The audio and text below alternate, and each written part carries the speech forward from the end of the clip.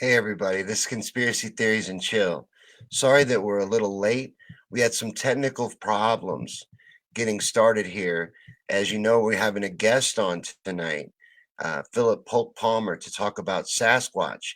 He is a paranormal researcher and seeker of Sasquatch, and he's going to come on and join the conversation and tell us about the things that he's discovered in his research and his outings into the field. So all of that's going to be really cool, and we're going to get way into all that and everything else that happens in these shows. We always get sidetracked by the comments, but unfortunately, because of the technical difficulties, Philip will only be able to be on audio only because we couldn't get the video to work. So that's why we were a little bit late. But let me say hi to some of the people that are here. Hey Kim, hey AW, get ready, get your tinfoil hats on tight because we're going to start the show. Uh, just go ahead and share and invite your friends. I haven't gotten a chance to share it all really because we've been trying to work this out. We were on the phone and trying to figure it out, but we weren't able to get it fixed.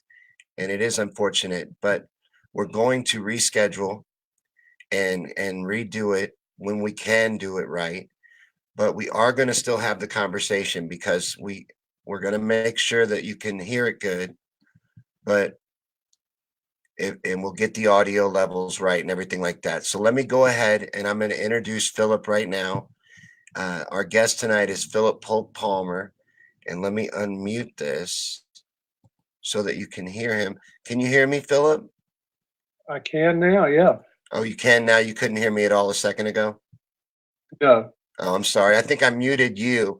I meant to just mute the sound, and I think I muted me as well.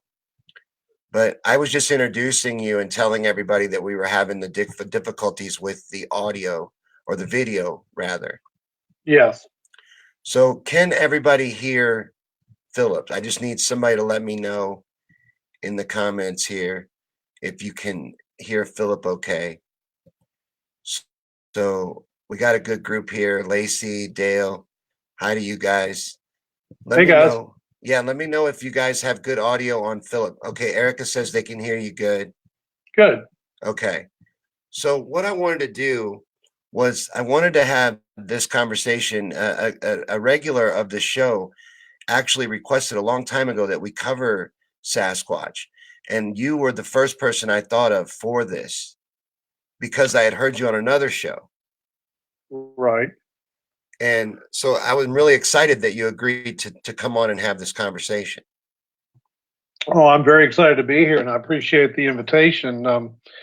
As I told you, my friend Adam had listened to that show you and I shared, that whatever they call that, the round table.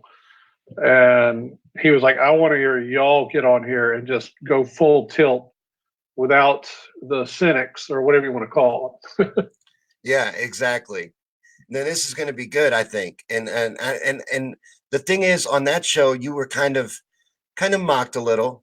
And the one I'm talking about is where you were on by yourself to talk Oh, about yeah. Sasquatch, and kind of just made like, well, couldn't it have been somebody messing with you? Couldn't it have been this or that? And I thought it would have been better if you would have got to actually lay out your experiences in an open environment.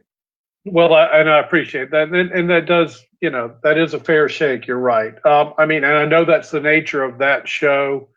Is there's more drama, and there's stunts that are kind of pulled Mm-hmm. here and there, and you only get so much time in before there's the next kind of odd question, like suggesting my wife punked me by paying somebody to follow us 5-6 hours up into the mountains to. She would never do that. She's tight with Right. money to begin with. And he did. He did suggest something like that, He that did. they played a prank on you. But And yeah. what I was getting ready to say is, what started you on your journey into seeking Sasquatch?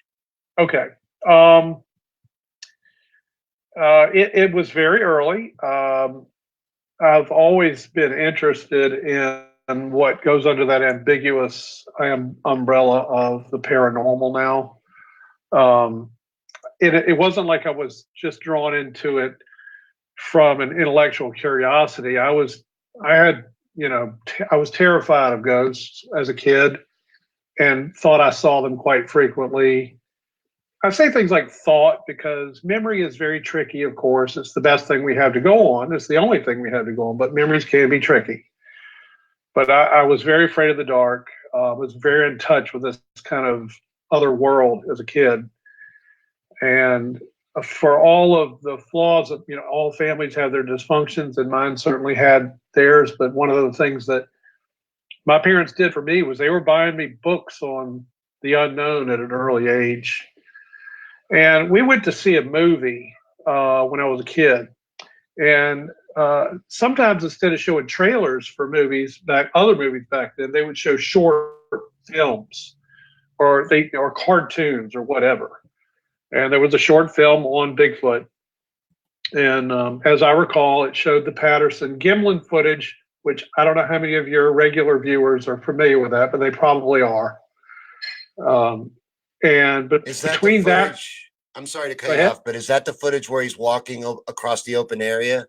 Yeah, it's the footage where she is walking. Oh, okay. um, and that's one of the interesting details about that footage. But and it combined with some of the audio that they had in the documentary, I was in awe. I was terrified because I was like 6 or 7 years old, Yeah. and I was frightened, but I was also so intrigued, and I was sucked in immediately. And I remember because back then they really just dealt with this subject as if it's only something that is a product of the Pacific Northwest, Oregon, Northern California, Oregon, Washington, British Columbia. And but I remember thinking immediately watching this, well, Georgia's got mountains. I wonder if they're in the Georgia mountains. And so I stayed intrigued by it.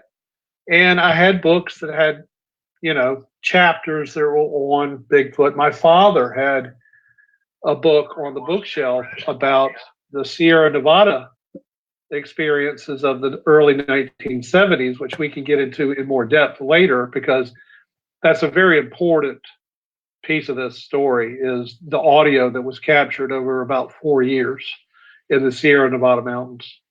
Okay.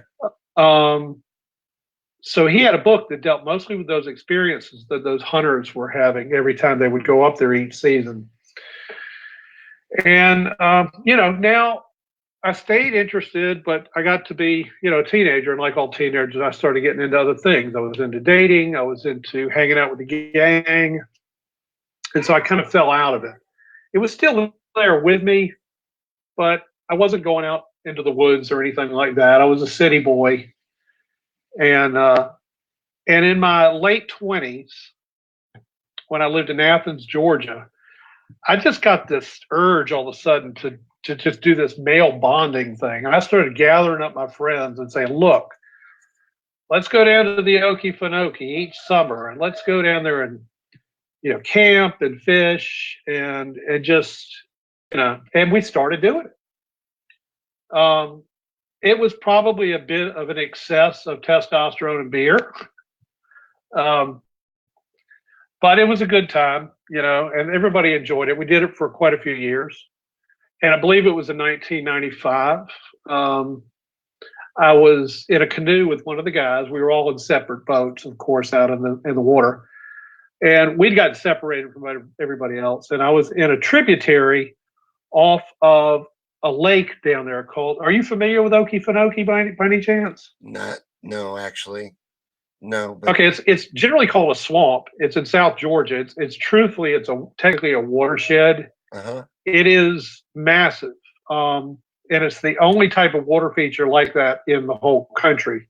But it is very typically swampy looking, black water, cypress trees, lily pads. You get the picture, right? Spanish moss. And when you get in there, it's as wild as any of the the Pacific Northwest. It's not as vast as that, but it is about 450,000 acres, and it's primordial. There's alligators all over the place, giant great blue herons swooping down like pterodactyls. Right. And it's just beautiful. I just think it's absolutely beautiful. And I've always been intrigued with reptiles, particularly crocodilians. So we were off this tributary called Billy's Lake, and uh, we were coming up back to Billy's Lake. We were headed back to our camp. We probably had another mile and a half to paddle Mm-hmm. at a guess. And all around the sides of this tributary, it wasn't like there was a visible sandy bank. There was just all kind of tangle, cypress knees, and all kind of thicket that really reached out into the water, Wow. before you would see any land. There was tons of Right. growth that came out into the water. Okay. Kind of would remind you of like the mangrove swamps. So nature had completely taken over the area. Yeah, so it was very thick, and so I'm probably 40 feet away at a guess from either side of the bank, and I start hearing this commotion to my right. I'm steering, and Bob, my friend Bob's in the front, and my immediate thought was probably a deer, splashing around and gotten into the water. I looked. I didn't see anything immediately, and I didn't see the tan coloration of like a deer looks like. Right. And it started to sound too big for a deer. It was really moving, whatever it was, through this thicket. And so my next thought was bear or hog, because they do have a good number of black bears down there, and obviously they have tons of hogs. And it had gotten Bob's attention, and we were both just looking in there, and out of nowhere, this thing, I'm going to call it a thing for now, stood up. It appeared as if it had been sort of facing us as it was crouched, but it immediately did a turn to where its back was towards us as it rose up. And it just started pushing through the thicket away from us into the land. And it went from an extremely noisy, cacophonous thing to just how silent it got so fast was one of the weird, surreal aspects about it. But here's the thing. I can only guess. I couldn't see its lower half because of the thicket, but I could see a back and arms and shoulders and what appeared to be kind of a stunted head. And it had, that's the key thing, is it had shoulders. Okay. It was not a bear. Right. And I know bears can get on two legs, and probably a lot of people have seen the video of the bear that's wounded and it always walks on two legs. It's really creepy looking. Right. But this was not that. This had large, powerful shoulders. And it wasn't as hair covered or fur covered as a bear. It had hair all over it, but I could see through the hair to the skin, to the flesh. Which from that distance, I would guess it had kind of a murky, brownish, gray coloring to it.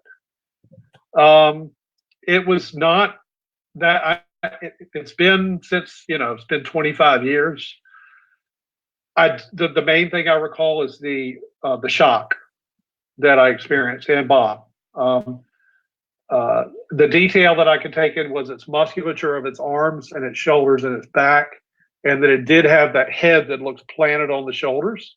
Right. I don't think it was 8 or 9 feet tall, or one of these massive ones like it's commonly reported. I would guess it was closer to my height, or maybe 6.5 feet tall, something like that. Oh, really? Yeah. That's different about your story than most I've ever heard. Well, they clearly are going to. They obviously, from what I've researched, they, just like humans, they vary in size. Right.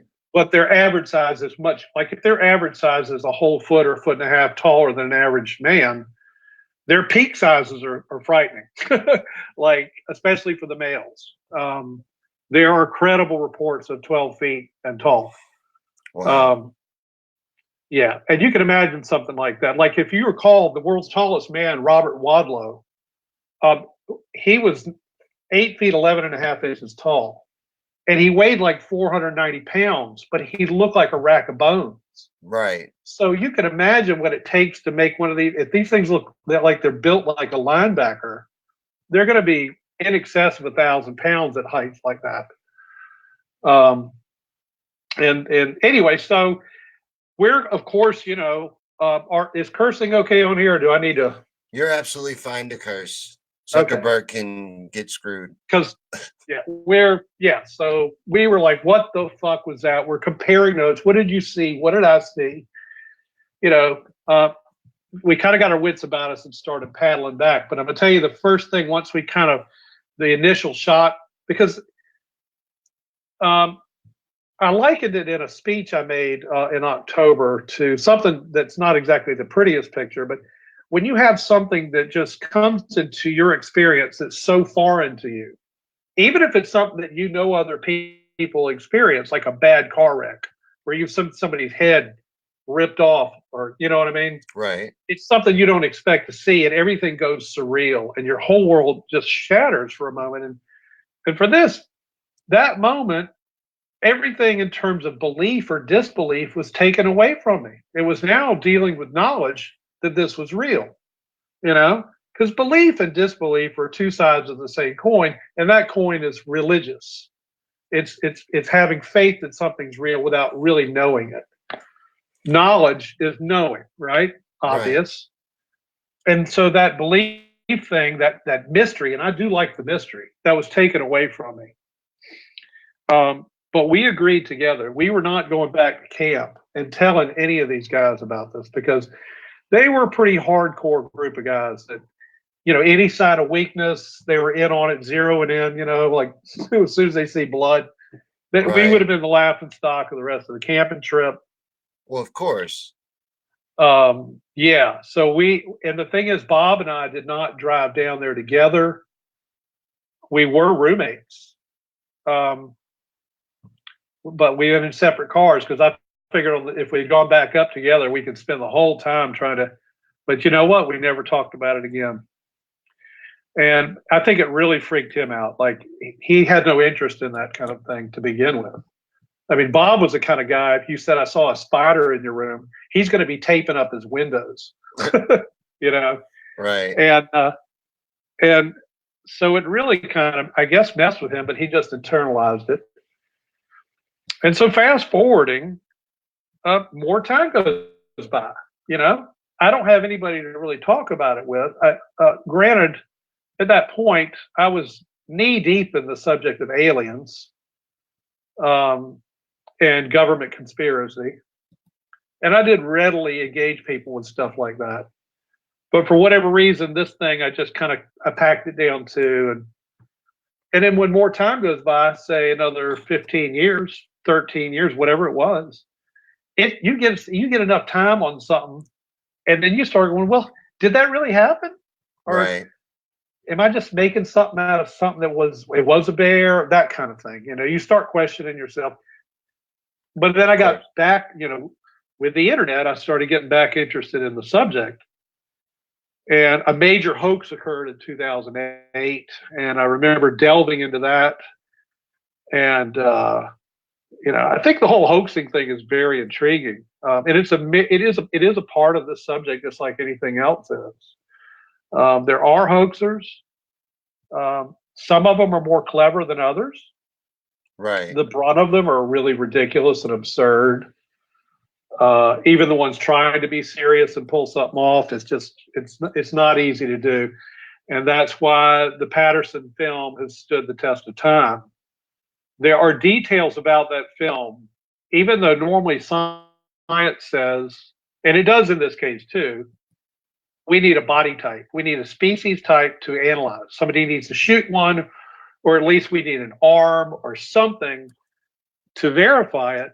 I do believe that DNA, they've got what they call environmental DNA. They can just pick it up out of like the rivers and stuff. Mm-hmm. A macaque, a different species of macaque, has been actually categorized by just DNA and not the actual species type.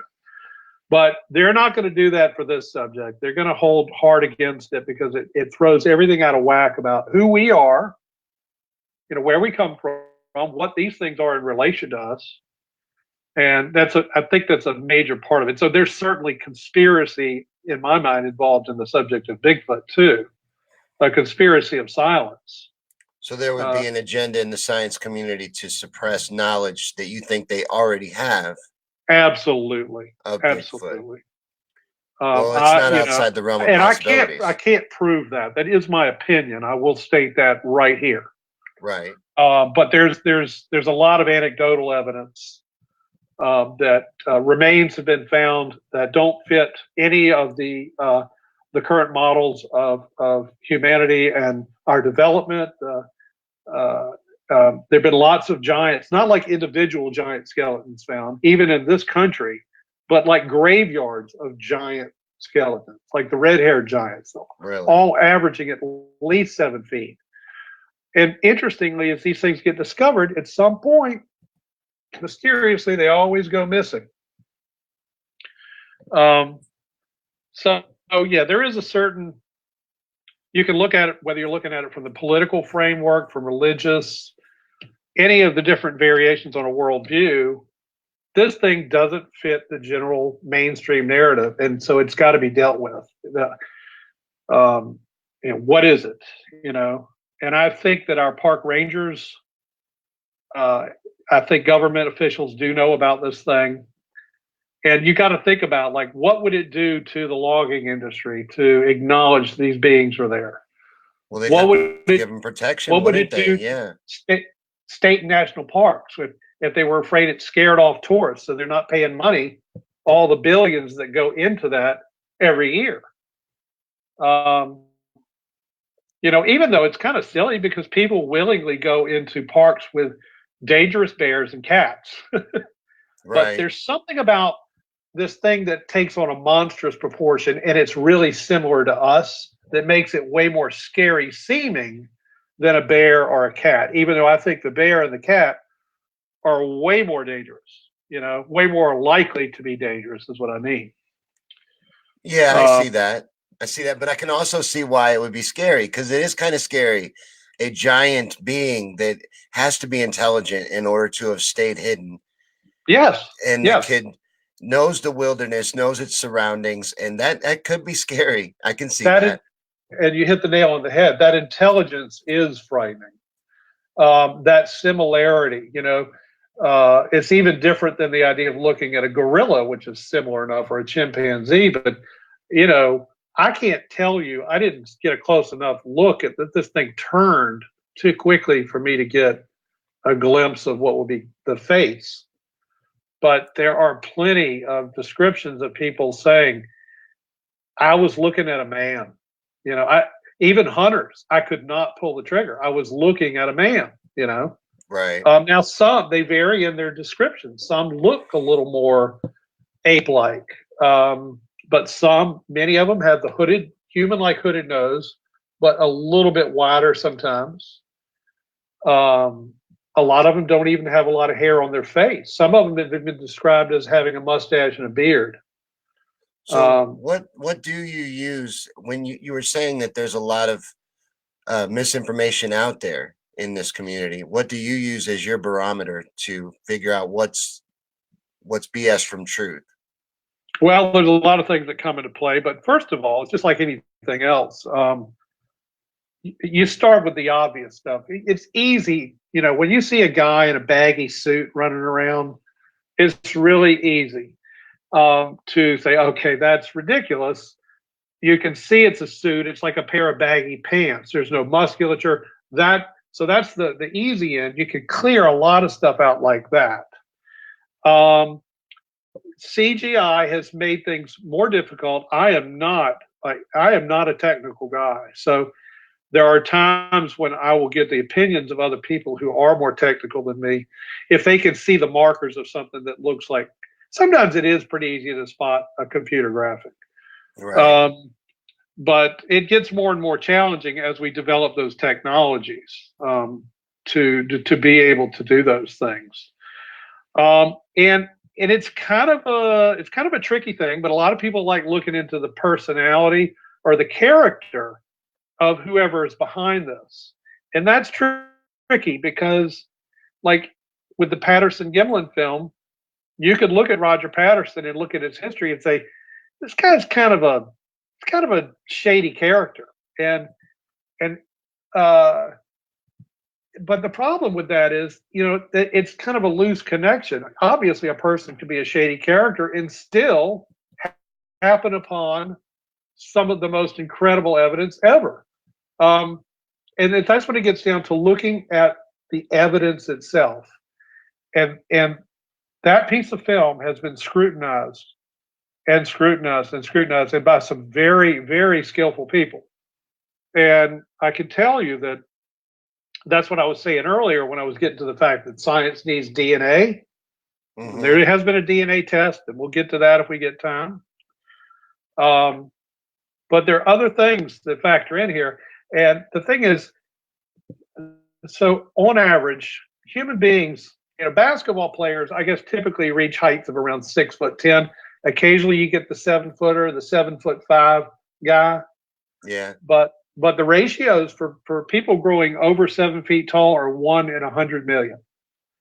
And National Geographic a few years back did a documentary on the Patterson footage, and it's been determined pretty closely that she was probably somewhere between 7'4" and 7'8" or something like that.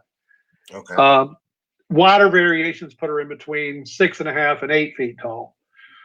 But they did some pretty good work on that, and were able to look at the camera that was used and the settings the camera had and the distance he was from the subject. There have been people that went on site and filmed human beings doing the same walk in the same spot. So there's pretty good data on roughly how tall she was. And let's just say she was, for argument's sake, 7'2". Well, did you ever see Planet of the Apes? Yes. That was That was the same year, by the way, I believe, 67. That was Hollywood's best and brightest in special effects, with, at the time, what we considered a very large budget. Right. Those costumes are laughable. I mean, they're a joke, in terms of the body especially. I mean, they did the best they could with the tools they had at the time, and that's one of the big things. You stack up any of those costumes against what you're seeing with Patty by an out-of-work rodeo hand. Right. The thing is, so let's say it's a man. They found a man. So at that time, I don't know how many people, we could Google how many people lived in the United States in 67, but let's just say there were 3 people that were 7'2" or greater at that time. Right. Because we now have 300 million plus people here. So on average, there really should only be 3 people reaching like a height of 7.5 feet. So let's just still say 3. They found one of those guys. They were able to talk him into it. He then had to get in a suit. But see, this suit would also have to have an under muscle suit. It's not a baggy suit. And when you really examine what you're looking at, this thing is massive. The thighs are huge. And beyond a muscle suit, in 1967, that suit would have, it would likely be a static suit, even the under muscle suit. How would they produce muscle flexion and contraction? And when you look at the Patterson footage, you can clearly see the muscle flex and contract as she walks on the thigh. They've even been able to determine that she has a contusion on the right thigh that Really? kind of extends out as she moves her leg. Huh. That would She be a has, lot of detail in a suit. yes. So, all right, you've got a 7'2" guy you've hired to do this. You get him in the suit. And look, the arguments are going to keep coming to show you how unlikely this is. They get him in a muscle suit. Somehow the muscle suit looks like it's flexing and contracting. They also have to do this very unusual walk, because these things do not walk like we do. If you ever pay attention to somebody walking, you'll notice as their back trailing leg lifts up to make the next step, we barely bend our knee. And it's the same with all humans. It's a figure in all humans, how they walk, how far that trailing leg bends up. We basically drag our legs. They barely make it off the ground. Okay. Sasquatch use a very high walk. It's called a compliant gait, so that when that back leg lifts up from the knee down, it's almost 90 degrees. It's like 70 degrees. You try to walk like that. It's not that you can't. It's very awkward. So you got a 7'2" guy in a suit, in a muscle suit and an outer suit, and then you got him walking this high-stepped walk. And the weirdest thing about it is not only do they do a walk that's very awkward for us, their fluidity of motion is It's unbelievable, Sean. They are cat-like in their ability to move very fluidly without. We're really awkward when we start getting going and moving fast. We're real up and down, and we look ungainly. These things are fluid. They really are. So here's the other thing: the proportions, her body proportions are not human. And an analysis that's on YouTube that goes by the name Thinker Thunker, he shows you how, and also Hollywood special effects man Bill Munns did the same thing. He showed how the limb ratios are completely out of whack with human limb ratios, like how long the upper arm is compared to the forearm, how long the arms are overall. Sasquatch's arms are right in between human ratios and chimpanzee ratios. They're longer than humans, but not as long in proportion to a chimpanzee. But even like the proportion of like one limb, like the upper arm to the lower part of the arm, is different than ours. Same thing with the thigh and the lower leg. So what Thinker Thunker did was put human clothing on top of Patty to show you, because we're just used to looking at this hair-covered image walking upright. Right. So it's easy to go, that's a man in a suit, especially since they get parroted so much. But when he put a shirt on her tucked into pants, it was hilarious. This thing has got freakishly bizarre proportions for it. So not only is it a freak of a human that's over 7 feet, its proportions are completely out of whack with human proportions. And he did a whole analysis of human proportions, and he even showed you that Bruce Lee, who did a film with Kareem Abdul-Jabbar, Yeah. who are so different in height, but their body ratios are exactly the same. Oh, It's really? a human thing. Yes, all human ratios are the same unless they're a freak. And I don't mean that in a mean way.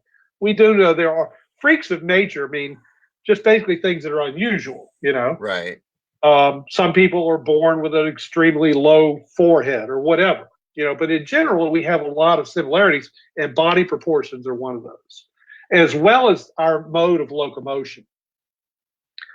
So when you put all that together, like, what is the likelihood they were able to pull this off? And another analysis was a man named N.K. Davis. He's done more analysis of that video than, I mean, it's exhaustive. But he's found some really cool details on Patty. She's actually called Patty, not because of the last name Patterson, but Roger Patterson's wife was named Patty, and they named her after her. Oh, really? Yeah. So he's found some really bizarre details that I'm going to tell you right now. It's my belief or my thought at the time. This is my opinion. These things are more human than not, and they do have traits that are like humans. They live in family groups. You know, there has plenty of evidence to show that sometimes they actually do things like braid their hair. Or even use certain interesting things, like M.K. Davis has found what appears to be on Patty a lanyard slung around her neck. And it's Really? hard to tell because it's on the other side of her body, but at some points when she's walking, there looks like there might be a very small satchel on the other end attached to that lanyard. Huh. And now that's the kind of information that even a lot of people in the world of Bigfoot can't accept. So, and I don't say it's the truth either, but I do accept it as a possibility that these things, they make more use of tools than we realize. Now, there doesn't seem to be a lot of evidence that they use fire, but some people have even said they think they use fire. But I don't see the evidence for that. You haven't found any evidence that they would use fire. Why do you think that they wouldn't? I don't think they need to cook their food. And another thing is fires are going to really serve to give them away to us, you know, That a was smoke my thought trail. on it. Yeah. Yeah. I mean, that's once again, that's just me riffing on an opinion. So I don't know. do And you I'll tell you, think most that of the stuff is my opinion. right, and Um, that's fine. That's you're in the right place for that. That's what we do here is we share opinions and we're open-minded. But in your opinion though, they would be living in constant fear of us. yeah, they've been right alongside us probably forever, right? Since we've been around. And it would be imperative, of course, for their survival. Look at, we call things monsters, but let's be honest, the human race, we're the biggest killers ever. We're the most successful, most vicious, easiest to agitate. um, and they would, of course, know that. And that's why it is imperative for them to constantly keep tabs on what we're doing. You go into the forest, they're watching you. If they're there, if it's a part of the forest where they're in, they're watching you. I guarantee it. And once you get more in tune with that, and I can tell you how many times this has happened to me in the Georgia mountains, the minute I get out walking, I start hearing the branches cracking under footfall, which, sometimes you think, oh, that's a deer, and it could be. But you know what? Now, where I live down in South Georgia, particularly in my neighborhood, there are so many deer out here that it's incredible. But up in the mountains where it's much more vast, they've got so much room to spread out. I've seen just as many bear as I have deer. And sometimes these footfalls I'm talking about, this crackling, sounds like it's from something way too heavy for a 140-pound deer with a hoof, Right. And the tree knocks. I've had a lot of experience with tree knocks, in particular tree knock interaction. I've gotten them to interact with me when I'm doing this. Once again, I say I've gotten them to. That's my strong opinion, that I am interacting with them and not a human being. The only other answer would be that I'm interacting with a human being. How many I can tell you do you about have like that, what's experiences that? like that? How many instances or experiences have you had where you've interacted with them? Well, I mean, if you want to, I can go through a few of them. I probably had at least 4 separate experiences interacting with them on that kind of level. And I've also had experiences, and this leads up to right now, interacting with them by making glyphs. Something that they like to do is, it's important that they make structures with trees and with sticks. I mean, they're on all scales. They can be something as big or smaller than your hand, and they can be as massive as a structure made with 5 or 6, 80-foot trees. And my first foray up into the mountains to look into this subject was in 2013, and I went up northeast of Helen, Georgia. And I didn't have any tree knocks on that, but I did find a very cool foot track on a sandbank. And I found some possible evidence in some of my photographs that once I got them back to the computer and analyzed them. That being said, human beings do suffer something called pareidolia. This is part of our makeup. We have an interest in finding things in other imagery, especially faces. Looking at the clouds. It's easy to look at a picture of a bunch of laurel leaves and start finding patterns that look like eyes and ears and etc. Right. So I stayed open about those, but I saw enough in 2013 to make me want to come right back. So in 2014, I went to Fort Mountain, Georgia, and that was a blast. And I found, I say a blast, it was also terrifying. and that's partly just due to the fact that as a child, I had a lot of frightening experiences, and I carried that with me into adulthood. But I found foot tracks that I filmed. Looked like young ones playing around in the mud. They were definitely different they were bare feet for sure, but they were different from human bare feet. I found a lot of other evidence in the woods, including very large stones that were very carefully overturned. And I thought, well, a bear could have done this, but is a bear going to make sure to turn over a stone really carefully, or just going to push it aside and create a smear in the leaves, Right. I had my first experience with a wood knock, and I was out on the porch on our cabin late at night.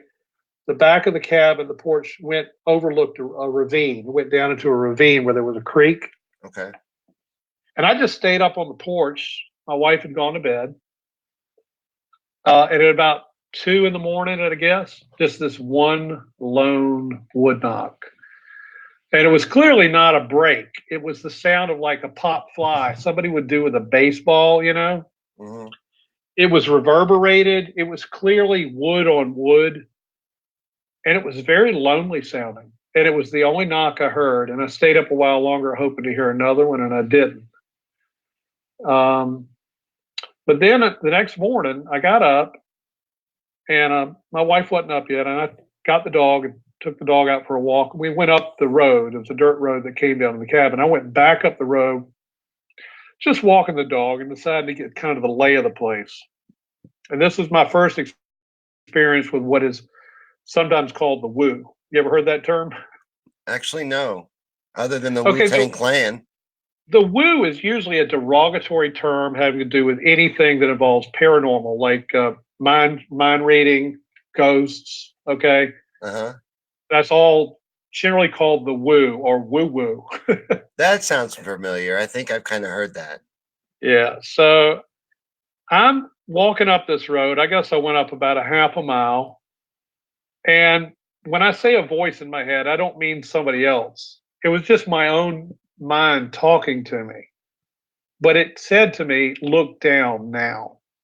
And I looked down, and in the middle of the road was a triangle made out of a stick. Now, it wasn't three sticks, it was one stick that had been broken just enough to bend it, and then the other point broken again just enough to bend it back towards the first point. And of course, my rational mind for a minute kicked in, and I'm like, I guess this could happen. And that it would find its way right into the middle of the road. But there's that thing once again where you sometimes get flooded with just a self knowing, and I Right. knew immediately that this thing had been placed there right before I got there, and for my benefit. And to me, what it was saying is, yes, we know you're here, and we know you're looking for us. Kind of a playful little tease. I took Right. a picture of it. And I made one too and put it next to it and took a picture of it. Well, So has that? Go ahead. You're going to say something? yeah, well, does that mean that you think that they've then in their observations of humans that they deem some to be worthy of communicating with? I don't know. I mean, I've been a cretin in my past, and if how much they would know about me, I don't know. I'm a work in progress. I'm trying to learn to be a good person. I realized after reflection, on myself that I've been a pretty selfish individual over a big course of my life.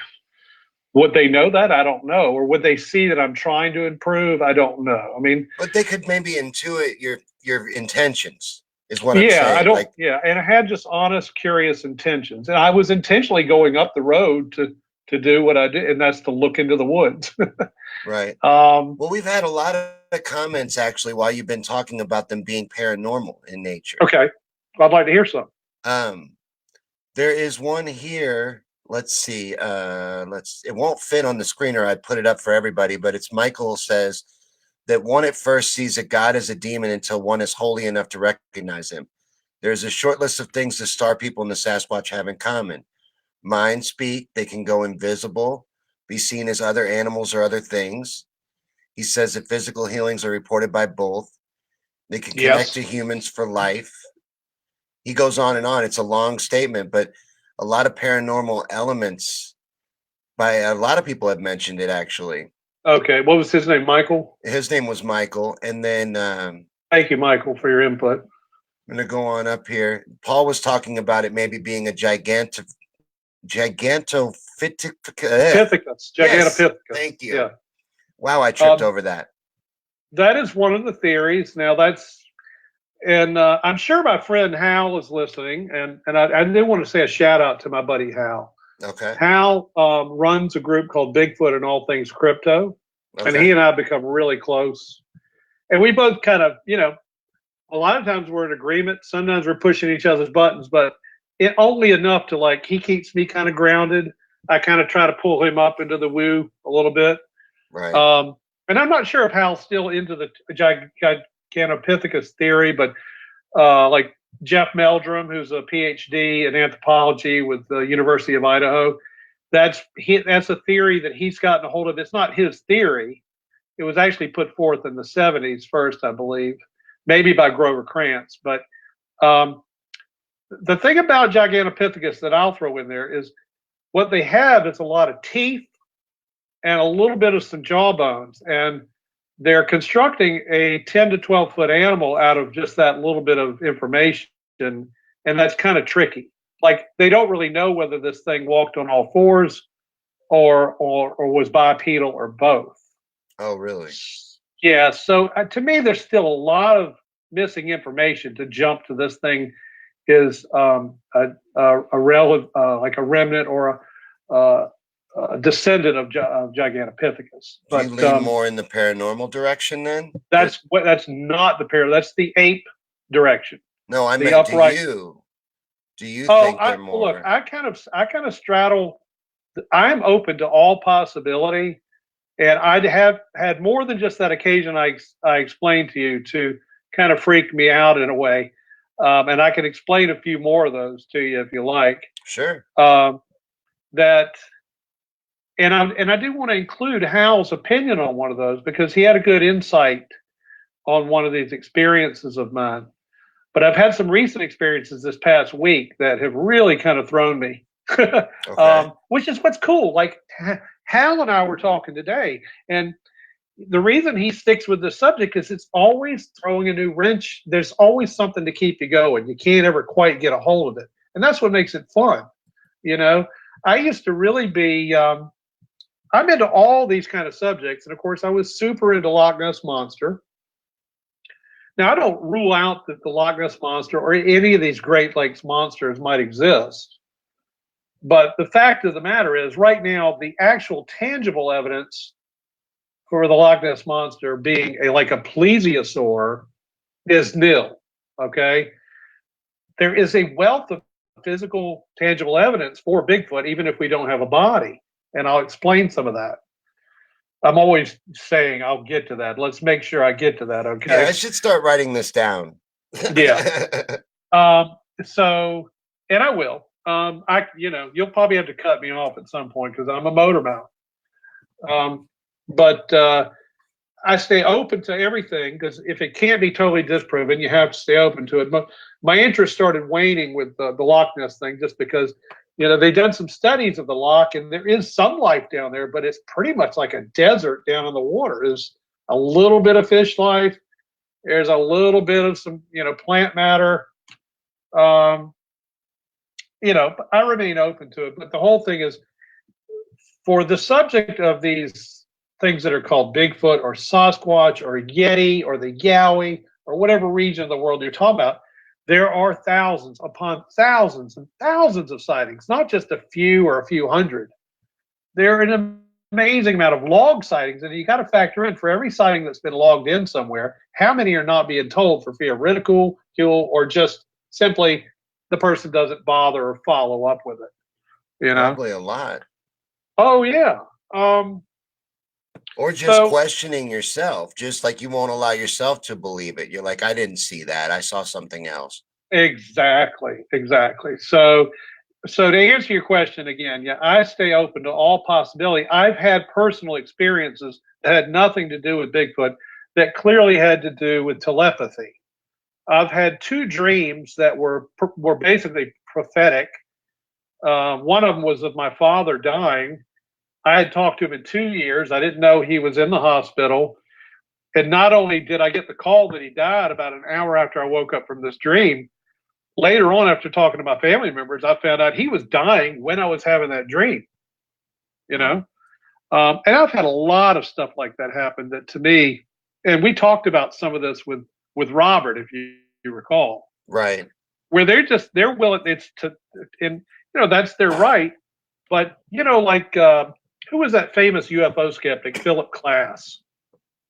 Okay. He constantly just called everything swamp gas. And it's like, sometimes you're going out of your way with ridiculous explanations when you could just accept there's an explanation that we don't understand yet. Swamp gas? They can't allow that. Right. So, yeah, to me, the odds of that, and as you know well about my Riro story that I won't go on here, there are so many. So I've had paranormal experiences myself that have to do with telepathy. Right. And Dean Radin is professor of noetic sciences. He has done repeatable testing to show that there is truth in telepathy. It doesn't have to be 100% results. If you're consistently getting 52, 53% as opposed to below 50% on the side of telepathy, that is demonstrably favorable results for something being true. And he's done a lot of research in it. What is it? I don't know. But we do know that everything is vibration. Okay, everything is, your body is vibration. That's all it is. It's almost void of all matter. An atom is 99.999% space, and yet somehow these things that are made up of atoms, like everything you're looking at right now, you can't put your fingers through them. How do you explain that? Some people say it's just a collective belief that it's hard and real. So if everything is vibration, why do we just depend on eyesight for proof when we're thinking about, well, I saw one. I did see one. But you know what? Even if I didn't see one, and now I'm going to bring it around to the Sierra Nevada recordings. And if you recall, Robert kept trying to bring those up, and he didn't bring them up, at least not good copies of them. Right. So how are we doing? We doing good on time? Does anybody want to say anything in the comments? Do I need to tell a joke? No, we're great on time. We don't have a time limit for this, and I'm able to put the comments up, so I've been kind of putting them up as they relate to the conversation. But we've had a lot of talking going on in the comments. We're both going to have a lot of work to do answering comments. Okay. Well, so it's some of your viewers may be familiar, and I don't assume what anybody knows or doesn't know, and I'm not an expert on anything, so I'm just orange. So these hunters would go up into the Sierra Nevadas, and I'm talking about up. This wasn't driving up in a car. They had to take donkeys, and cart all their gear miles and miles. If anybody's ever experienced with going into the mountains, even walking 2 miles up in the mountains is a trek, These guys are going 10, 15 miles up into the mountains. I think their elevation may have been 11, 12,000 feet, something like that. Well, they started having some really unusual experiences in the evenings at their camp. And they'd made a nice little camp that they went to every year to go hunting. And I mean, I could give you a lot of detail that's, for this argument, probably going to be superfluous. So I'll get to the meat of it. In addition to a lot of other strange phenomena that was going on, whatever these beings were, they were coming right in around them at night. And they were usually terrified and holed up in their enclosure, at first, because they weren't certain of the intentions of these beings. Right. But these beings were smashing things you can imagine a display like a gorilla might make if it feels like something is encroached on its territory. Right. There's violent smashing and crashing, but they're also vocalizing. And they are doing vocals that sound sort of ape-like, but on a volume well above anything any gorilla could ever do or any chimp,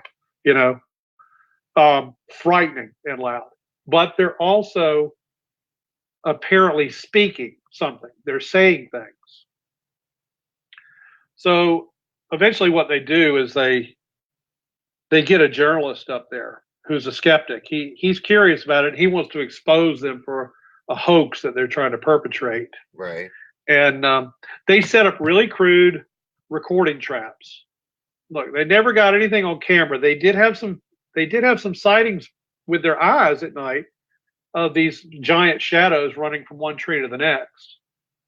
But they had primitive tape recorders, like cassette recorders set up that they could trigger it with the microphones on extended wires, getting as close to these things as they could. They would set them up in the daytime in the areas where they could tell where they were coming down from, because they appear to be coming down from the mountain higher up into this encampment at night. And these recordings were gathered over a period of several seasons, several years. And I believe, if I'm correct, even though you can only pull up maybe a 15 minutes or less online on YouTube, there are 40 hours worth of these recordings. And you can purchase them for very cheap from Ron Moorhead on his website. I haven't even purchased them myself because the things I've heard alone on YouTube are just, I'm like, God, that's enough. But the main thing about these recordings is there's two good things about these things. They were sent to a sound lab, to a university. They were not told what they were getting. They just wanted them to analyze what they were hearing. And so these recordings are vetted completely. They came back as being organic, not tampered with electronically, sped up or slowed down in any way. And they clearly represented an unknown species. But some aspects of the vocalizations were similar to primates. So long ago, these recordings were vetted. And what I'm saying is, as you know, we rely on eyesight. And I think I said to you before when we were on that last podcast, we think so much with eyesight that we say, I see, to mean I understand. But all of our senses are just as valid as any other one. An auditory sense is just as valid.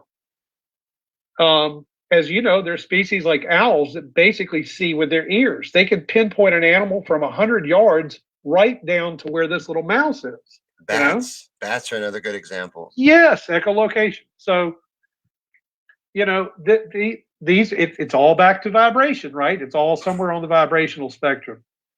And so right there, you've got proof that there is something. Now, because we don't have the visual of what's producing it, I know that's iffy in a lot of people's minds, but at least that they say, well, clearly there's something that has to be large because the volume these things produce is incredible, and it could not belong to something small. And way above the vocal ranges. Oh, they both go above and below human vocal ranges, and very, very vastly different from wolves and coyotes and all those things, although they appear to be able to mimic a lot of animals. So fast forward to, and I don't have the date specifically in my mind. I'm not like a knowledge data, nerd. I should be, but probably around 2010, something like that. This man named Scott Nelson was asked by his son to help him with a book report. And he got to choose the subject that he wanted to do his book report on. He wanted to do it on Bigfoot. Now, a detail you need to know about Scott Nelson.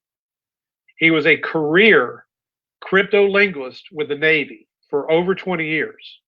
This guy was decoding Russian and Spanish, and he's a linguist. He knows language. Right. He knows the whole thing. So he didn't know anything about Bigfoot other than anybody else. Just, he obviously had heard of it. He never gave it much of a thought one way or the other. They immediately get on the internet. They find the Sierra sounds. Not only did he know immediately that these sounds were clearly genuine vocalizations, he knew immediately that they were of a language. They were more complex than the things that you hear being produced by other animals, by porpoises, and I'm not saying those in their own way, that other animals have their own communication and you could call it a language, but when we speak of language like what humans do, a much more complex thing, these things produce morphing streams. And one of those vocalizations is accurately dubbed samurai chatter. And that was one of the ones that Robert tried to pull up. Someone brought that up in the comments. AW brought that up. Yes. And I'm telling you, when you hear it, it makes you think of it. You know how like Japanese, as opposed to Chinese or any other Asian language, it's much more guttural, especially when they're really talking in a kind of with a lot of gusto, to mix that with Spanish for a minute. Right. When you listen to this language, it is clearly samurai chatter was the perfect nickname for it. And you can clearly tell that whatever is doing this vocalization is asking questions. because of the inflection of the way the voice goes up, like, you know? Right. And then you can hear the humans try to imitate what they're doing. And it pales in comparison to the sound. These things, I really do need to purchase the recordings myself because I can't imagine what else they've got in the 40 hours. But they also have it.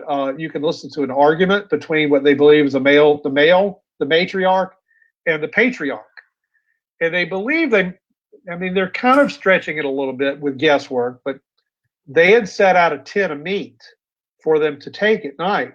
Right. And this recording call would clearly sounds like an argument between a female and a male.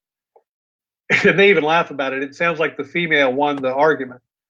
And they think they could have been arguing over whether to take that tin of meat or not. And that they think she was saying, no, don't trust it. Now, there's a lot of guesswork in that, of course, but they didn't end up taking the tin of meat. And it did turn out, they found out that tin of meat had been spoiled. Oh, really? Yes. Like it was already bad, they believe, before the can was opened. Like potted meat of some sort. Yeah, but I mean the level. If you can hear this argument, it's like it's super fast too. The way they speak, it's so much faster than how we speak. And when you listen to the samurai chatter, it's almost like, and this is total guesswork, are they slowing themselves down for our sake when they were doing that samurai chatter? Because it was much more like on a human range of how we phrase things.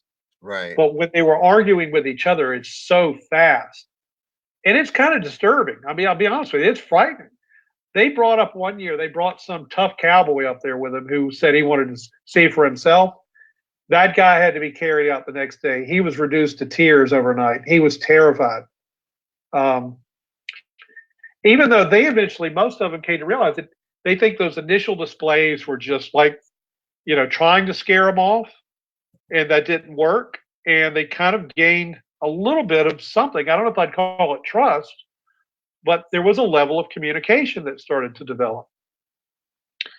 So they've been back up since, but unfortunately, I believe finally the fires in California destroyed that area fairly recently. That's horrible. Yeah, I know. But these recordings, as you're saying, they've been tested thoroughly, though. Oh yeah, like I said, they were. I mean, now Scott Nelson has done much more research on them since then, and like I said, he's a career linguist, and he's telling you this is, and this was long before we had the technology we have to. Yeah, we could have done things like sped up the recording or slowed it down, but that was shown to not be the case by this sound lab at this university. And all that information is available too that I don't have in my mind. The university, the particular scientists who studied them, all that's available. Right. It's all, it's all verifiable. So, you've got these things here. Once again, science says this is the way things are. And I know we need science to slowly progress us in a way, but as we've acknowledged before, scientists are humans like everybody else. They're full of ego, Right. My ego, certainly, I've tripped up on my ego more times than I can imagine, and they have money and time invested in their particular worldview. They don't want some renegade coming along and saying, guess what? Deal with this, Right. When we argued about those dinosaur tracks that have the human tracks in them, those have never been properly answered like they tried to tell us in that podcast. They remain an anomaly. And that's what science will say. This is an anomaly. It's not the full picture, so I can't deal with it.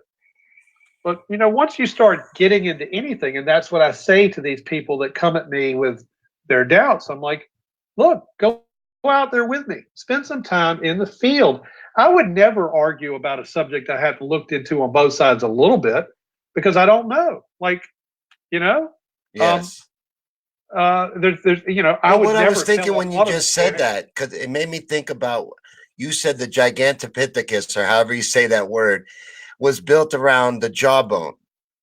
But that's A all lot they of really teeth have been had. found, and they are massive teeth. It's clear this was a large primate. But I'm saying that's enough for them to build a whole primate around.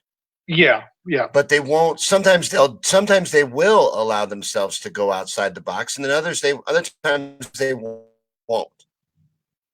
Is what I So mean. it depends on whether going outside the box fits their agenda or not, Yes. which is true of anything. It's just like even in the world of conspiracy, sometimes things get leaked out by what seems like a mainstream source. And you're like, why are they doing that?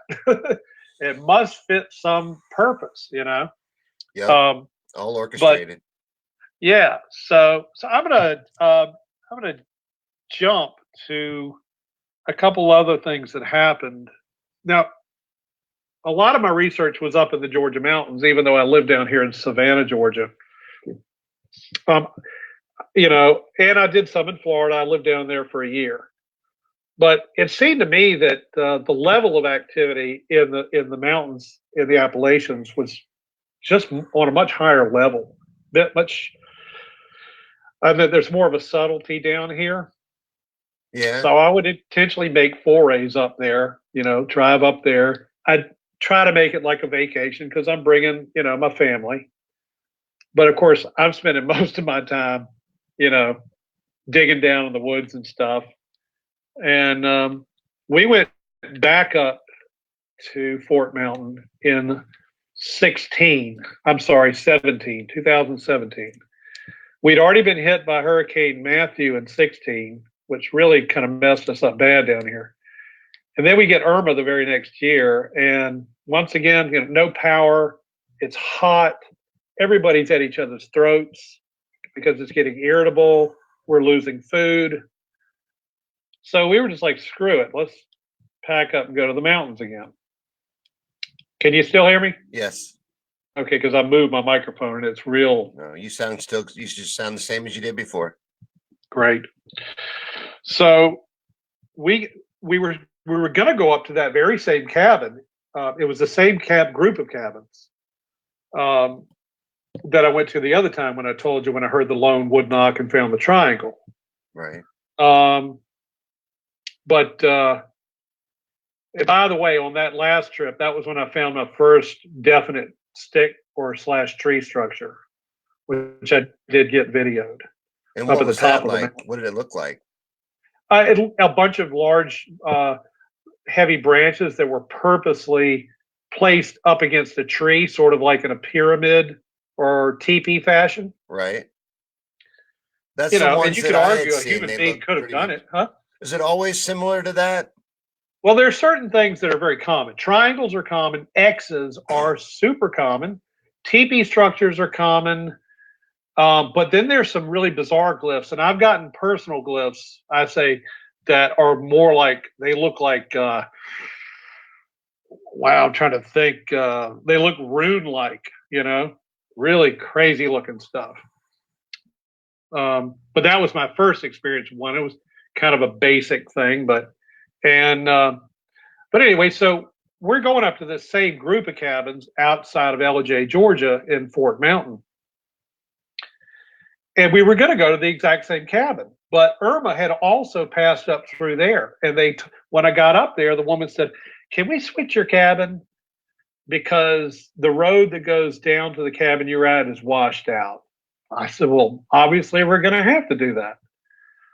And that was perfect. It was like it was just a perfect thing because the cabin we wound up getting was called Bear Cabin. First of all, it was massive. It was 2 floors. It had a game room. Way bigger cabin, a lot more fun for the kid. I had a pool table. On that respect, it was nice, but for the same price, of course. But the other thing was, this cabin was at the end of a road, and behind it in the backyard was nothing but wilderness all the way up to Tennessee. Wow. Okay, like just miles and miles. Now, granted, somewhere in that wilderness there was probably a few dirt roads, but we're talking about no highways. It's just co-hutter wilderness. And so I was very excited about that because that didn't mean there were no, and even the cabins that were down that road along the way to ours, they were all big houses for sale. Nobody was living in them. This was a little bit in the off season, so there weren't people there. This wasn't a place that had hiking trails. This is all pertinent, I think. So we got there at night.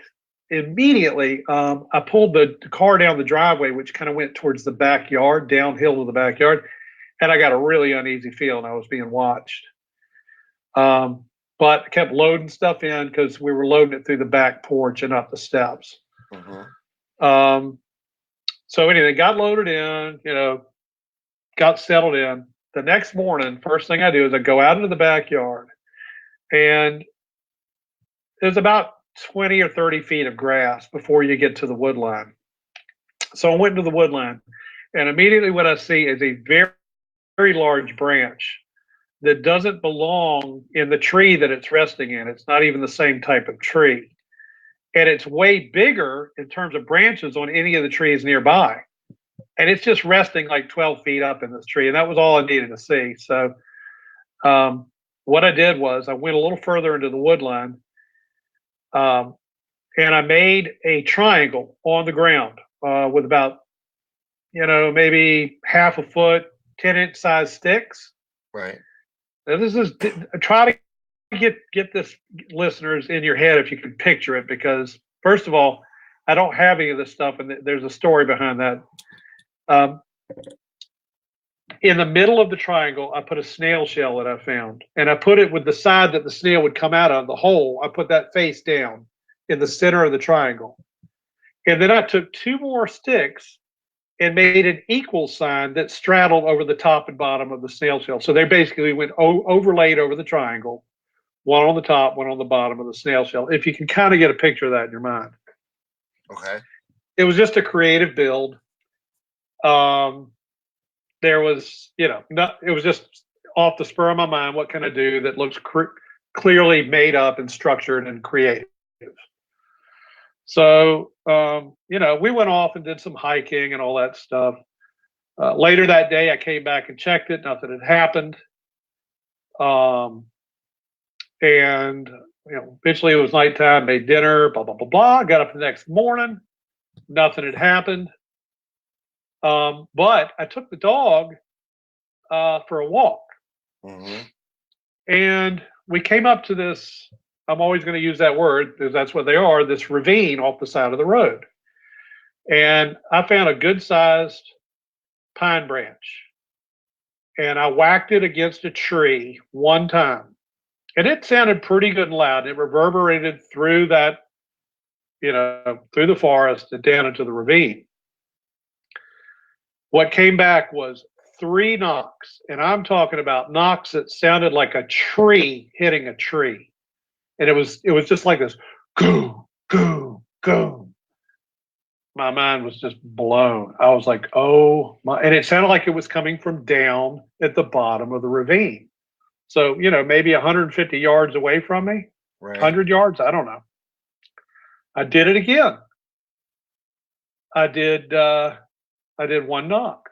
I got boom, boom, boom. So I was flipping out because, at this point I've had experiences, but I'm not one of these guys that's out there 2-3 days a week. I can't do that, Right. Douglas is flipping out, my dog. He is staring down at the ravine and just flipping out. So this might sound nutty, guys, but what I did is I started talking, sitting down into the ravine. I was like, I'm only here to look for you guys. I mean no harm if you're there, if you're hearing me.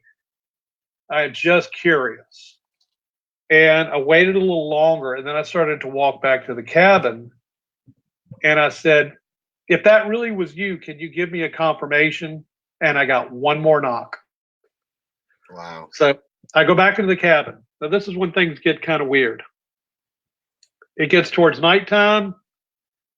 Elliot's watching Ice Age or something on the TV. I'm making dinner, and I'm using the grill every night. So I'm on that back porch looking down into that wood line at night and feeling a little bit uneasy. Right. Because I still have a lot of nervousness about this. I get dinner made. Stacy and I are sitting at the table with our son, and all of a sudden there is a massive pounding or slapping pounding sound on the side of the cabin. And Stacy doesn't scare nearly as easy as I do. Like I can still watch The Exorcist and get freaked out. Really? She's like, this is cheesy. Right. Um, she goes, what was that? I don't know. So this keeps up like every 5 minutes, probably for, I'm guessing now, 20 minutes, about 4 or 5 separate slapping. And here's the thing, it was clearly on the walls of the cabin, the outside walls. It was not coming from the roof. The trees were cut far enough away from the cabin that there were no overhanging branches over the roof. Plus, you just know what it sounds like when something falls on the roof versus something hitting the wall. Now, the interesting thing about this is a very common feature. They are well known for slapping the walls of people's houses and cabins. Some people have likened it to like it's probably the adolescents who are still very naughty, Right. and they're like kids. And this is like their TV. They get to peer into the windows because we can't really see out when we're in a lit room and it's dark out there. Right. And they're doing stuff like smacking the cabin and then running back into the woods. But I'm going to tell you this happened every night for the rest of the trip. Really? And my dog, Douglas, he was part bird dog, and I'm not a hunter, but he did things like he automatically pointed. He loved the woods. He goes out in the woods. He would chase deer. I had to get him out on the leash every night for him to go do his business. I couldn't get him off the porch. He had a look of terror on his face. I would drag him off the porch, and I felt bad about it. Come on, Douglas, and he would just keep pulling at me like, I've got to go back inside. He would never do his business. He would hold it till morning. Right. Wow. He seemed okay to go out in the daylight, but it was at nighttime. It was pathetic. I mean, the look on his face. Well, and an animal would definitely be able to sense other animals. Yes, they are definitely in tune. You know about cats, staring into a corner at quote unquote nothing. Right. So the next day I get up and I go into the woods, and I'm kind of nervous now about going into those woods, but I do. And guess what happened to my glyph? What? The equal sign that was overlaying the triangle, pretty much dead center, was now all the way at the bottom part of the triangle. And the snail shell was turned whole side up and put in what I would call the capstone of the pyramid, the triangle. In other words, really? like, you look at the dollar bill, they call that the capstone. Yeah. The snail shell was now with the whole side upward, and it was at the very top, and it was all perfect. It wasn't crooked. So of course I went through the logical brain. I was like, could a raccoon or a possum do this by stepping on it? No, there's absolutely no fucking way in hell that kind of thing could have happened. So my wife and I started making glyphs out near the cul-de-sac where the car, there was an area the car could go down the drive. But there was also just a little pull-in area for your car if you just didn't want to go down that steep drive. And that's where we started doing it. So in the inside of the cul-de-sac was an area with trees, like right in the center of the whole cul-de-sac was a little mini forest. Right. We started making glyphs right at the side of the inner part of the road. And I'm not kidding you. We'd take the dog for a walk and come back 30 minutes later, and the glyph had changed in broad daylight. And one time, the glyph looked like the pi symbol. Now, here's the catch. I could have, and I did, I documented all this. But anybody could look at this stuff and go, well, who's to say you didn't just do this? That being said, I would have shared all this stuff. But one more detail to this adventure of mine. As I said, I was using the grill every night. Right. I had 2 phones with me. I had my Droid, which is the one as I used for my phone, and I had an iPhone. And the only thing I used my iPhone for was recording song ideas into it. So the Droid was for taking pictures and for talking on the phone and texting. I always had the Droid out with me when I was grilling at night because just in case, right? Right. I see something, I can snap a picture. Well, one night I went back inside after I was done with dinner, and I woke up the next morning and I couldn't find my phone, and I realized I'm pretty sure I didn't bring it in from grilling. So I went outside. The phone was nowhere outside, It was not below on the ground below the deck. We searched the whole inside of the house. And here's the other thing: the grill brush, which I would have never have brought into the house. The cabin people were overdue to replace that grill brush. It was so nasty. The grill brush was gone. Make out of it what you will. I think my phone was taken. Right. From this point forward, I've been using my iPhone. Never got it back. So I did draw a picture of that, what I had done later with the pyramid and the snail shell and all that. I've got drawings of it that I just took pictures of to reference with people. So it seems like, because I tried to do a little research getting ready for this, and it seemed like a lot of researchers have had interactions like what you've described. That the Yes, Bigfoots have to be, even though they're in fear of us, they at least have to be curious about us. exactly. You were dead on. They are as curious about us as we are about them, and that makes sense. You know, I mean, it completely makes sense, especially when you come to understand these are intelligent beings. Whether or not they even have telepathy or not, they're clearly intelligent and curious.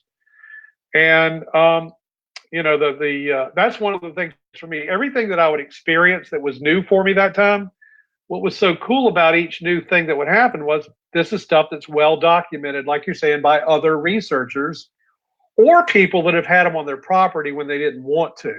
There are those cases now. There's a terrifying story out of Georgia from the 1990s that a deputy sheriff documented because he was the guy dealing with this case. And this poor man and this poor woman were terrified in their house by what it was that was out there.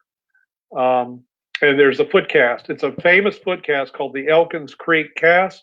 Uh-huh. It's a 17 and a half inch print. Jeff Meldrum has the cast. And it actually has dirt. It's one of those casts that has dermal ridges in it. In other words, the equivalent of your fingerprints are in the cast. Right.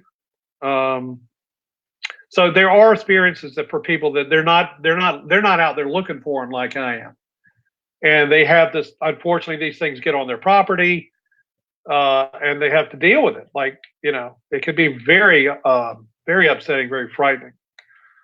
I imagine it could be. Getting back to the fact that I grew up in fear, and there was a lot of reasons for that. A lot of it was home life, what home life was like. And I'm not going to sit here and trash my family or my parents, but I will say I grew up in a very frightening environment. And that played into the fact that I think I was so afraid of ghosts and all that stuff. And afraid of the dark. And so once I got really into the subject of Bigfoot, naturally that just transferred itself onto Bigfoot. I was reading a lot of the monster stories, and I'm not saying that these things might not be sometimes very dangerous. I'm not going to say that. There are people that will disagree with me on that and say, these are our forest brothers. Don't say that. Then there are people that just think of them as being dangerous beasts, and the whole gamut, right? Right. Well, if they're somewhat human-like, there are going to be a few bad apples, probably, right? But probably a lot less than we have. But it is a possibility. But I think I had a rational fear. Okay, I was just paying attention to the boogeyman thing. That's an interesting term, the boogeyman, because in the South, one of the words for these beings is the boogers. Oh, really? Wood boogers. Yeah. So I was living in St. Augustine. I got an opportunity for this incredible job working with these conservators refurbishing Flagler College in St. Augustine. And it did mean being away from my wife for long stretches because I basically lived down there and would come up like every 5 or 6 weeks. But it was really good money. And it was just an opportunity to work with some really cool people. These people are like contractors that are drinking espresso. And I don't mean to paint them as pretentious. They were just a different group of, they were fixing high art murals and terracotta detail, Right. But my main job was refurbishing the windows on that college. And I got to live outside on the scaffolding with a beautiful view of the ocean and downtown. It was just wonderful. But my one day off was always Sundays. And I'm going to have to go into a dark area here for a minute, something I haven't touched on, and I didn't want to make it the dominant feature of our discussion by any stretch. But I had a twin brother, fraternal twin.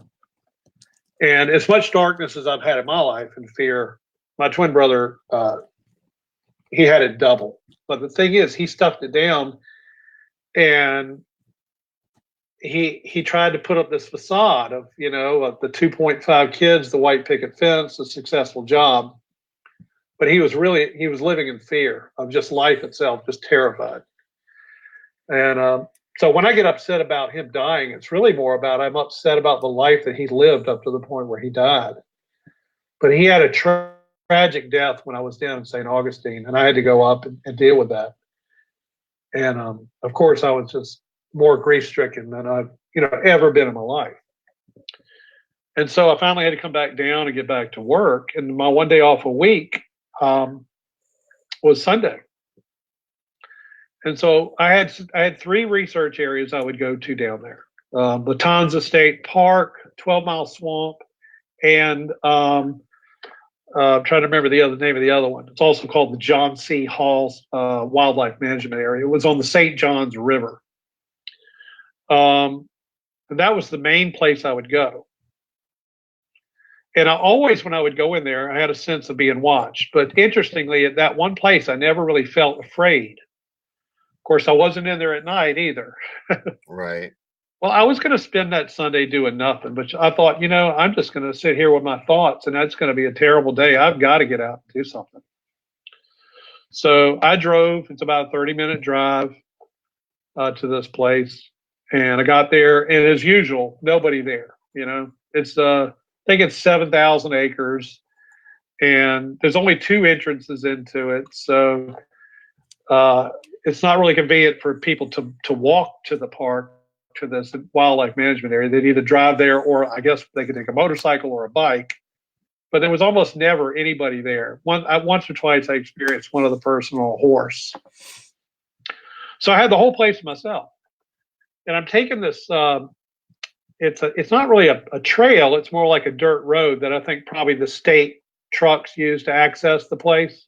Right. Like the rangers. Yeah. And that dirt road goes all the way to the St. Johns River. And it was a path I often took.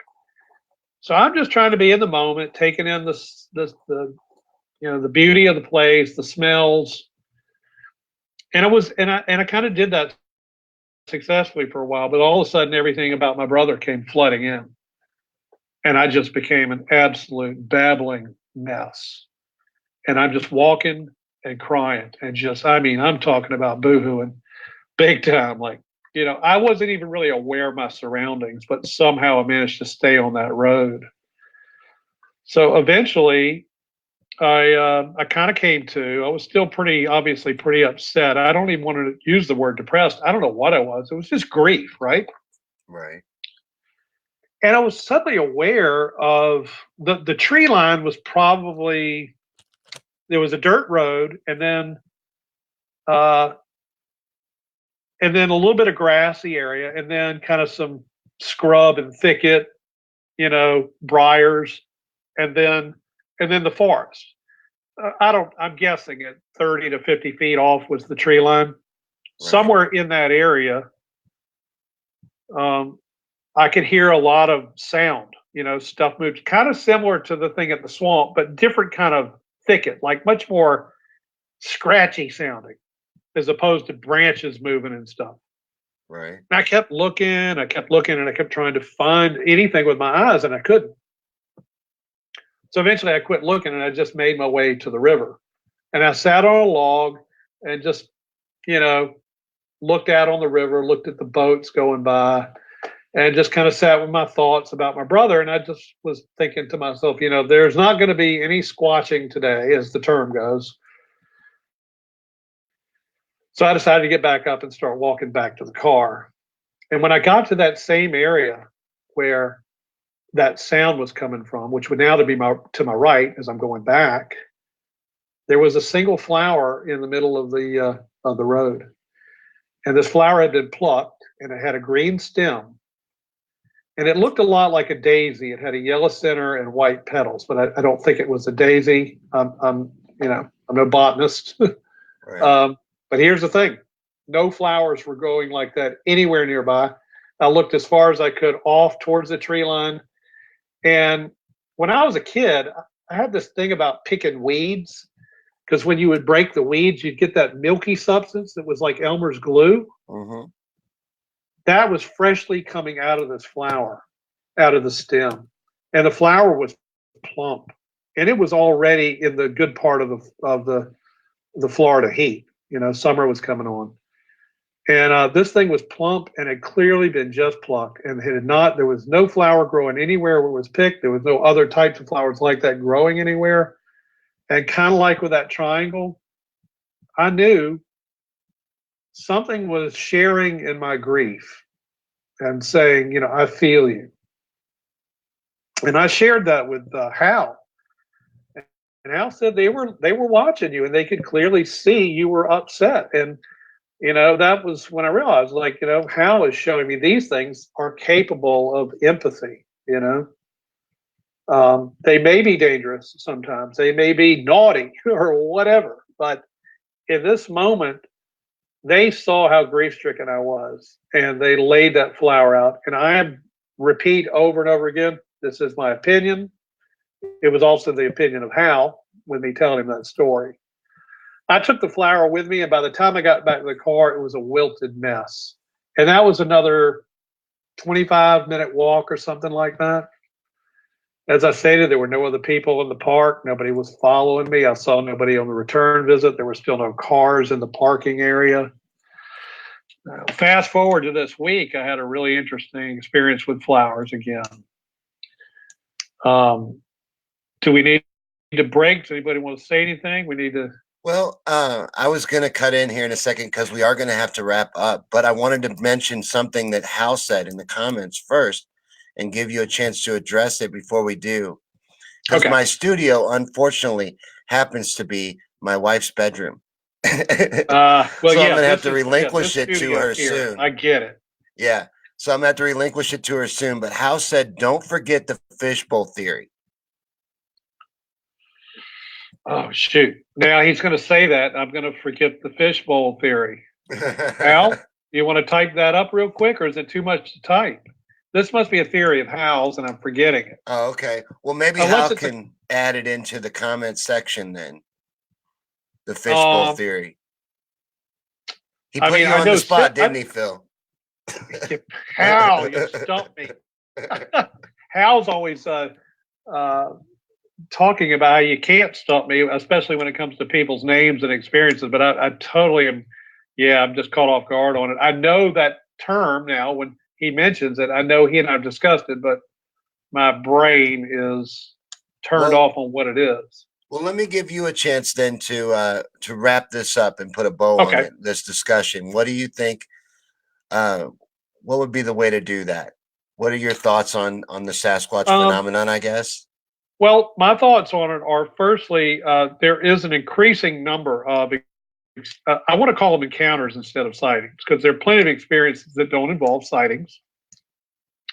And for some unknown reason, I don't know if it's, some people argue we're encroaching on their territory, and that's why we're going to experience them more. But these things are, so one thing I didn't even touch on, because we're talking about the woo, but even if you take the woo away, as I've said to you, these things are forest ninjas, and we did discuss that it's imperative that we know, they know what we're doing. And they're adapted and built for that.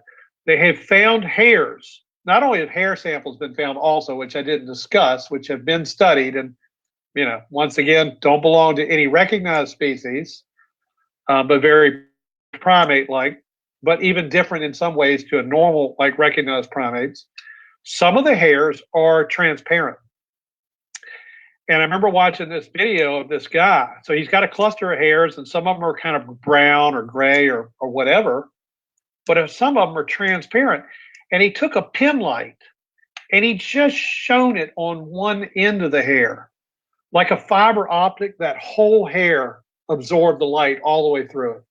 Wow. So think about that it may be able to use that feature to bring in light to then I hear the term refract and reflect, and I get kind of confused myself. But to basically serve almost like if y'all are familiar with the movie Predator, that just from a literal physical point of view with light, using light reflection and refraction to mask its environment, to mimic its environment for a moment, that just, that's one method that these things may well have towards staying hidden. They could be standing 20 feet from you, but blending right in and you don't know it.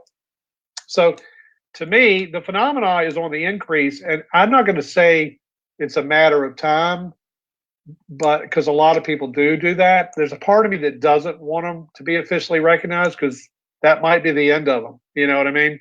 Right. Next thing you know, people are pumping tons of money, like millionaires or billionaires will be backing researchers to go in there with all the gear they need to go in and actually force these things out, Yeah, like literal Avatar movie. Exactly. Yeah. Man, that is such a great way to put a cap on that. That's exactly right. Once they know it's real, they'll spare no expense, and it could be, I'd hate to see these things in a zoo, it just breaks my heart, whether they're dangerous or not. We know lions are dangerous, but we love them and we think they're beautiful, right? Yeah. They're better off Uh, living on the fringe. They don't want humans to find them. yeah. So my thing to cap it is it's a fascinating subject for me and my friends like Hal and these other people that we flock together on. But I'm always, my friend once told me, Philip, you're just into the mystery. You don't want the answers. And he was probably right. But, I really appreciate you allowing me to come on here and tell a little bit about my experiences and to share with some of your listeners and viewers. I'm sorry we didn't do the visual, but, We'll figure it uh, out. yeah. And I got what you meant immediately about the kind of awkwardness with somebody speaking. And then I think we kind of got the rhythm eventually, though. We did a pretty good job. I've had it go far worse. Well, That's you why I just let was. me be a motor mouth, is what it amounts to. No, you did awesome. And I appreciate you coming on. And I hope everybody really enjoyed this conversation. I felt like I learned a lot and I felt like it went really well. And I hope you'll come back on sometime. I look forward to it. We got to, who knows, Sean? I'm kind of a Luddite, so there could still be something on my end that I'm overlooking that prevented. I just know when I do the Skype sessions or the Zoom sessions, I get the invitation like you're talking about or whatever, and it all goes smooth. So I don't know, but it still could be something on my end. Yeah, And we'll figure that out, and we'll definitely do this again. absolutely. Thank you so much for coming on Thank and you. And giving Sean, us your once again, I time. appreciate it. And your listeners out there, I appreciate it too. Y'all have a wonderful evening. Thanks, Philip. Thank you. Bye bye. All right, that was Philip Palmer, Polk Palmer, Bigfoot researcher. Hopefully, you guys enjoyed that conversation. I felt like it went really well. I felt like he shared a lot of very interesting experiences in his research. And what Hal was saying is the looking through the windows at us is like we observe fish in a fishbowl, would have been the fishbowl theory. But you guys had a lot of fascinating comments throughout this feed, but Philip had so much to say and is so well spoken. I felt like the best thing to do was to put up your comments during the discussion as they related to the discussion and let Philip talk. So hopefully we addressed a lot of the points. I had things written down for things we needed to get back to, but we touched on a lot of the things that you guys had brought up, like the paranormal aspects and things like that. So we are going to have Philip back on. I apologize that we had the difficulties with the audio, video, actually, with not being able to have him on video, because that was the intention. But hopefully, what we managed to do with our plan B here and using Skype as a backup worked out good for you guys and you enjoyed it. But thank you so much for hanging out with us and interacting in the show. And I really appreciate all your comments. And you guys were great. We do this show every Wednesday at 8 p.m. Central.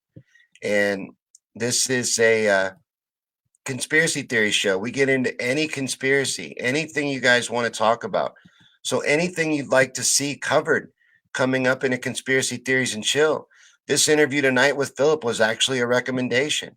So let me know anything you'd like to see covered and we'll get into it.